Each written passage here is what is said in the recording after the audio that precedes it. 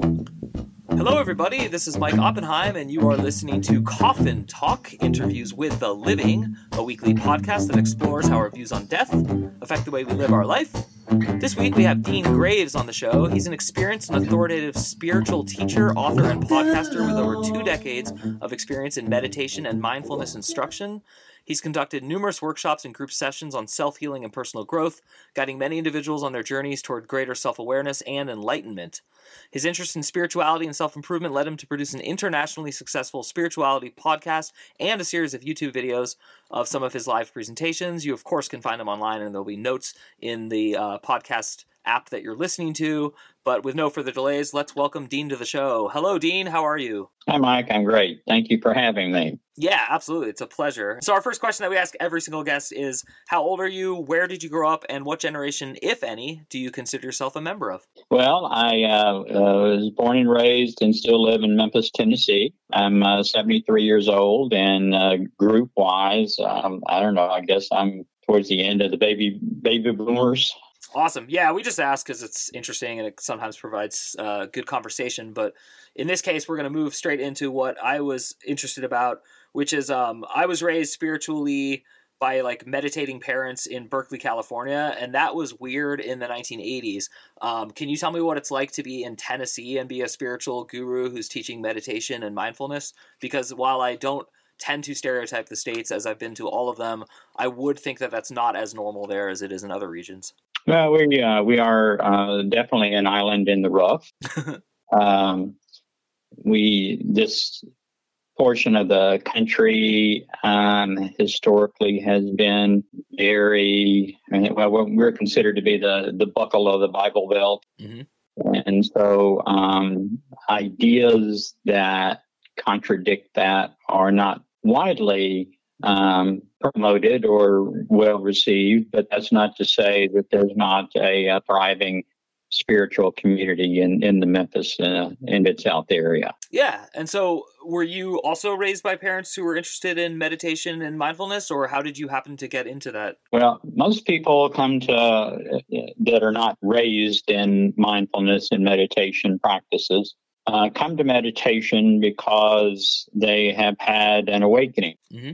And an awakening is a misunderstood event. It is nothing more than a point in someone's life where they become dissatisfied with all that they've been doing in their life. And the awakening part is, what I've been doing isn't working. It's not making me happier. And so consequently, the design is that they would begin to look around for alternatives to how they have been conducting their life. And at that time, almost always is available a teacher of whatever relevant quality or with whatever relevant information that the individual may need in order to become more aware. Of course, it's incumbent upon the individual to take advantage of whatever teachings are provided to them and to implement the transformation of their own life in order to achieve a greater degree of awareness. So what was your awakening? Well, my awakening was what I had been doing my whole life wasn't working. I wasn't getting happier. And so consequently, I began meditating. So how long ago was this? Well, now it's been probably about 25 years. And so can you give us a little bit more of a painted picture of where you are? What were your career ambitions? What were you going towards, and what was not working, as you phrased it? Well, I was a commercial real estate developer, mm-hmm. and I was preoccupied. Well, in my academic college career was focused on actually the sciences, and as most people, I changed and went to the entire other side of the campus and studied philosophy and literature and the humanities. Mm-hmm. And that disappeared soon after graduating, and I went into the working world, and and with the ambition of conquering the world, as most young graduates are. And that lasted until roughly 50 years of age. And then the realization that all that I was doing, I wasn't happy. It just wasn't fulfilling what I needed in order to continue. And so I call that running away from the stick. And so consequently, almost everyone begins meditation with the expectation of running away from the stick. And this meditation is going to provide them with a means to lessen the intensity of the stick, whatever that may be. Mm-hmm. And you meditate and you meditate and you meditate, and one day you get a bite of the apple, and the apple tastes really good. So your motivation transforms at that point from running away from the stick to chasing the apple. And it becomes much more productive, obviously, when you get that bite of the apple and you surrender those sprinting efforts to get away from the stick. And so do you think, because right now is like a pretty pivotal time in the American landscape of the college situation, it's very reminiscent to like the late 60s, early 70s, when there was a lot of protests and riots and the police were having to get involved and stuff. And I see it from like multiple angles. I see it, as disruptive, but maybe it's necessary. I don't even know which side I would take if I was involved, because I don't even fully understand them all. But what I do know is that a lot of this has to do with what you just spoke about, which is this element of youth where you feel like you not only can change the world, but you need to change the world. I'm curious if you have an opinion, and I'm not asking like politically or anything, but do you have any sort of impression of young people today and that sort of like vibe and feeling, since it's something you just spoke about? Yeah, it's representative of a transformation in the population. And we are at a very unique time in the history of the earthly population, in that we participate in a range of consciousness that, for ease of explanation, is identified as the third density. We are very low on the consciousness scale from an evolutionary standpoint. It is an elementary level. Mm-hmm. It has a defined period of beginning and ending, which is approximately 76,000 years, 76,000 years. And it is as regular as a clock. And our third density experience on Earth ended in 2016, February of 2016. And we are in what is called, or what is considered to be a holdover period for the third density population, which is virtually all of the population over 20, 25 years old. Children, the overwhelming majority of the children that have been born since the early to mid 2000, 2004, 2005, around then, is actually the beginnings of a fourth density population. That fourth density population is much more aware and much greater capacity for compassion and sympathy, and will, in the not too distant future, develop the capacity for empathy. The difference being in empathy, you actually can feel what others feel, rather than simply establishing a harmonic resonance with what they're feeling. That's a great answer, and I appreciate it a lot. I would have two quick follow-up questions. One is longer than the other. So the first one is, with what authority, and I don't mean that like who are you to say this, but like where are you getting these exact numbers from, like February of 2016 and like that kind of like accuracy? Well, I communicate with my higher self, mm-hmm.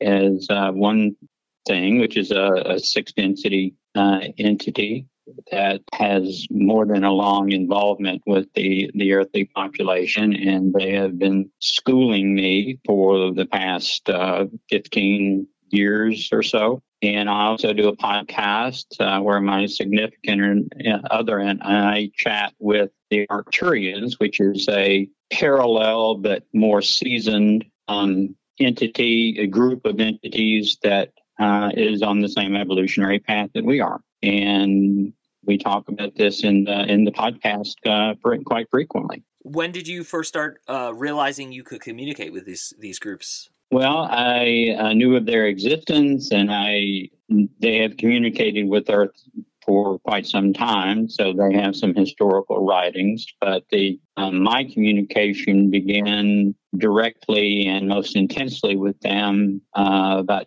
2011. So in 2011, when the communication started, were you at first like a little reluctant to believe it was even real? Was there any like sort of transition in your life between like admitting you were communicating with something that isn't talked about, not only just in like Tennessee, but in America in most places? Or was it natural, and did you just immediately trust this source and start listening to it? Hey everyone, if you're a fan of the show, please head over to MikeyOpp.com and click the subscribe button. It's the best way to support us, and it's free. That's MikeyOpp.com. Thanks. Well, I had been prepared for 10 years before. Okay. And so the communication, I knew immediately who it was. It was immediately a feeling of comfort and safety and security. And it was something that I welcomed and worked diligently to enhance. And so it's been constant. It's an experience that I repeat on a daily basis and use as my learning resource. And so this same source and this communication field was informing you about like timelines and things like that.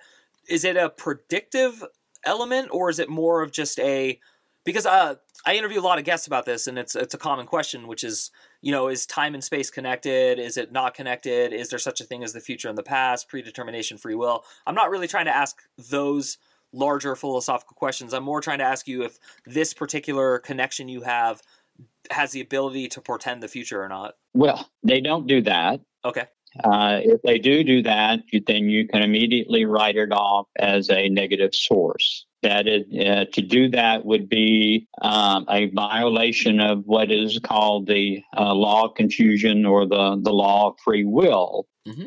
And the higher consciousness beings that are positively oriented are very particular about not influencing our free will decisions. Mm-hmm. We are an experiment, and that would sway the nature of the experiment, and so consequently that's a forbidden. Other than those that have chosen a negative path, and they do that all the time because it influences our decisions. That's a great answer. I really appreciate that. And so I've never heard anyone refer to this as an experiment. I've heard like it's a school, it's a place for lessons, it's a cherished place, even though it feels difficult, you want to be here. I've heard like so many different types of things about that, but no one has ever, in my experience, phrased it as an experiment. When you say the word experiment, I instantly go back to like science in high school, and I think about how experiments have like failure and success, but that's not necessarily true. So I am curious, is this an experiment where there is a version of failure and success, or is it just an open-ended experiment? It's an open-ended experience. It fulfills the purpose of creation. Mm-hmm. The purpose of creation, very simply, is so that the one infinite creator might know itself by experiencing itself. And we are the one infinite creator experiencing ourselves at this range of consciousness. That just gels so well with how I feel and how I intuit my position here in the universe. Like I was explaining this to someone else the other day in a conversation, but I sometimes even wonder why I would use the term higher self. That just seems like bogus at this point. There's not really a self, and it's just a series of consciousness reflecting on consciousness. But I am curious if all of this communication, all of this has swayed your opinion of, which is what we ask every guest, what do you think is going to happen when you die? Well, you and I, as we're sharing this experience, are an analog projection of our metaphysical self. We simultaneously exist in what science calls time, space, and space-time, which is just science words for metaphysical world and the physical world. Mm-hmm. When we die, we will reunite with our consciousness pattern that is enduring. It is what will carry us through the entire journey through evolution, consciousness evolution, which, by the way, is synonymous with the enlightenment path. And we will, if you think of our experience in this range of consciousness, particularly as being similar to a sports team, and we practice all week long, and we look at game films, we get coached, all that sort of stuff. And then we have a game on Friday night. And what you and I are experiencing right now is the game. Haha, cool. We're supposed to be remembering all the stuff that we learned in the coach's session during the week. And when we finish the game, then we will reunite with our metaphysical self, and we will again, get coaching and do all of that stuff that teams do in between games, and then we'll reincarnate again. I love it. And is there an end to the cycle of reincarnation, or is it just infinity? Well, yes, the average human on Earth has incarnated over 3,000 times, some as many as 8,000 times. And the purpose of the incarnation is a more intense experience that has certain criteria. When we are born, into an incarnation, we begin with where our consciousness pattern has evolved to. And so having new children, if you haven't already determined, you will see that they are most likely uniquely different for no reason that you or your wife have instilled in them. It's just their nature that they are different. And that is because their consciousness patterns are different. And so consequently, we live a life and we choose a lifetime based upon what curriculum that we need to fulfill to advance our consciousness pattern forward along the evolutionary path. So just to kind of summarize, because I am following you, this is an experiment, but within the experiment, there is like a rule set. And the rule set is like, I love your sports analogy because I'm a huge sports fan and I'm also a spiritual person. So for me, that was like just the best example you could have given. But I guess my question for you is, no matter how much I know this, no matter how much I meditate, no matter how much my heart is filled with bliss and I can understand that I'm in an ocean and I'm neither the drop nor the wave, when my daughter like throws her bottle across the room, it still annoys me and I get upset, and then I have to like have a conversation with myself to not be upset. Is there a point in this experiment where that stops, and is that related to success and progress, or is it just all part of the fun and the game of it all? Well, we are, as I began my explanation, very low in the consciousness scale, so we have a long way to go once we graduate from this range of consciousness. Mm-hmm. So what is an inherent characteristic of our programming for this range of consciousness is with each new lifetime, again, remembering that we begin with the consciousness pattern conditioned before we are incarnate, mm-hmm. and we are designed to create a hierophant or a false identity or an ego. It's all the same thing, just different words for the same thing. Okay. And the hierophant, is a bundle of beliefs. It's all it is. And we create this hierophant with the intent of using it to get more of what we like. And what we like varies from person to person. Invariably, what we ultimately like as we make progress in our awareness development is love. But part of the problem is we don't know what love is. And so we learn by analogy, we learn by comparison and contrast. And just like going into an ice cream store and deciding that chocolate is your favorite flavor, you made that determination because you've tried all the other 149 flavors in the ice cream store and determined that without a doubt, chocolate is your favorite. And so that is how we are exploring ourselves and exploring love and determining what love is, which will be our task in the next higher range of consciousness, what these children are coming in, and that is their task for their range of consciousness. Awesome. So, we're in a tremendous state of transformation right now that we all wanted to be here in order to experience it because it is most unique in all of creation. It certainly feels that way. And it's interesting when you hear the famous phrase, the Chinese curse, may you live in interesting times, because it does feel interesting, but it also feels a little rocky. And I actually had a couple questions that I wanted to ask on that subject. But before I do that, I've always been curious about this. In the prenatal world, before we're born, we choose this life. So would it be correct to say that I not only chose my parents, but also that I chose my children who I would inherit, but also they chose me? Like, do you understand what I'm trying to ask about that chain? Well, we have a false perception of time. Okay. We perceive that time moves forward. Time doesn't move forward. Our perception of it moves forward. Mm-hmm. And the only reason that we perceive time to be linear is we can only process by design one thought at a time. And so consequently, you think one thought, and that gives way to the next thought and the next thought. And so we perceive it to be a linear experience. But the entire third density experience is created and the experiences are all simultaneous. Your incarnations are not linear. You can incarnate at any point throughout this entire third density experience into a lifetime that will provide you with the opportunity for experiences that will advance your evolutionary journey. That's incredible. And it's also very enticing and very comforting to hear that. And I like the way you phrase it. And again, I just want to mention it resonates. It resonates with how I feel about my own life and my existence. Sort of switching gears, but not too much. You do a lot of help. You help a lot of other people, rather. And that's impressive.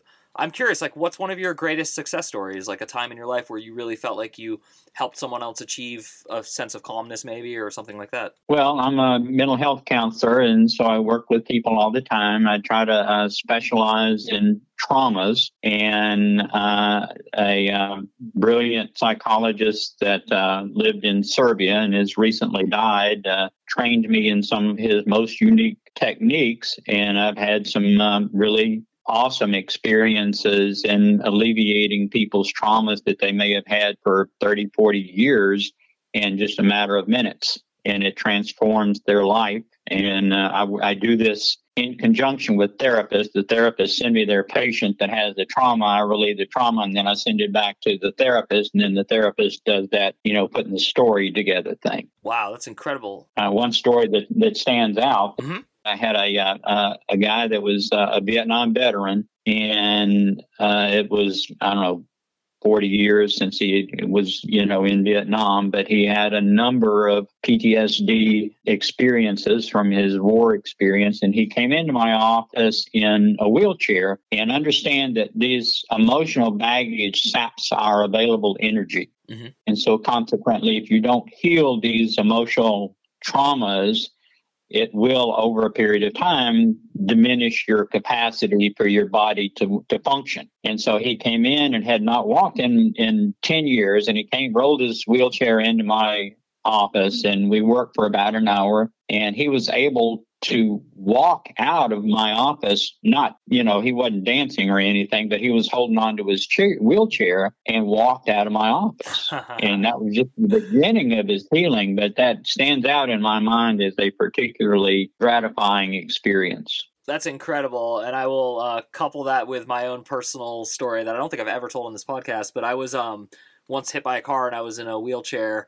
And the doctors told me it would take like about a year for me to possibly walk again, but I would for sure walk again, they told me.